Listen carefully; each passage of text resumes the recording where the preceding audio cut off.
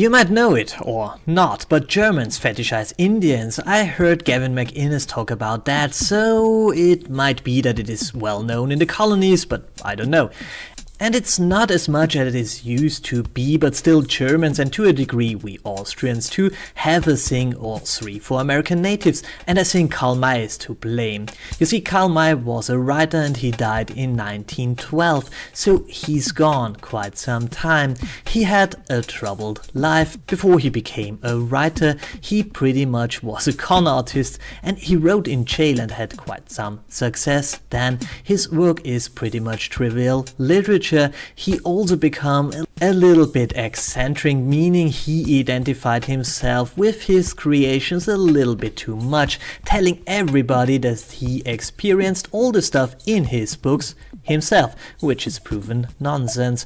His writings are easygoing, it's not really deep, it's quite good for young people, well, they say at least. I would disagree, but who am I to judge? His stuff is also rooted in pacifism and the classical Christian fight of good versus evil, blah blah blah blah blah. He's mostly known for his adventures of Old Shatterhand and Winnetou, the two blood brothers who rode for good and against evil and blah blah blah.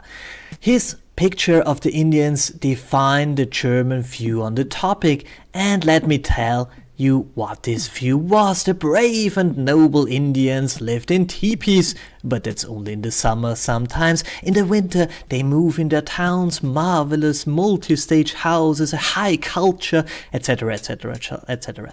Well, that was not how it was. That was how a German who never was in America imagined it.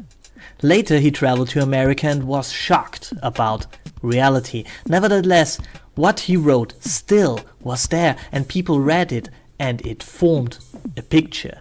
In my childhood, Karl May was as present as Jesus in Texas. He was everywhere and defined to a large degree our views of the world. When I took one of his books some years ago and read it once more, well, I was a little bit shocked, because it's just silly nonsense. There is again no depth. Sorry for those of you who like it, but there is none. It's a fantasy world where good and bad is always labeled correctly, and it's always crystal clear what's the right thing to do and who is wrong. It's just trivial. I'm absolutely sorry, but bah. So Karl May was quite successful, and he wrote not only about the West. Oh no. He also wrote about the Middle East. His Orient cycle is pretty much the same as the Western cycle, and again, oh, the poor oppressed noble but slightly dumb savages who get help from the superior intellect of the true-hearted German. The funny thing is, Germany acts pretty much as if their entire worldview is still based on Karl May books. I think that's less because Karl May had such an influence, but because Karl May is a reflection of the German soul. Which was the reason that he was so successful, especially in Germany. Am deutschen Wesen wird die Welt genesen. The German spirit will heal the world. It's therefore the duty of the good German to get involved with these noble but, well, inferior cultures, cleanse them from the unnoble Western influences, which is basically everything that is not German in nature, and then combine their own German superior intellect with the traits of the noble savages to become the perfect hybrid, as Old Shatterhand did in the West and Karabin-Nemsi did in the East. And this is what Germany does right now.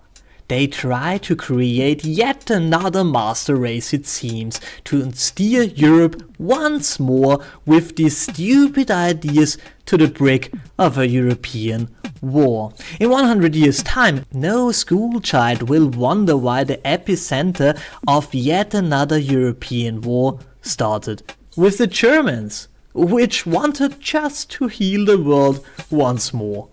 Thanks for watching, like, share and subscribe for more, and guys, have a wonderful day.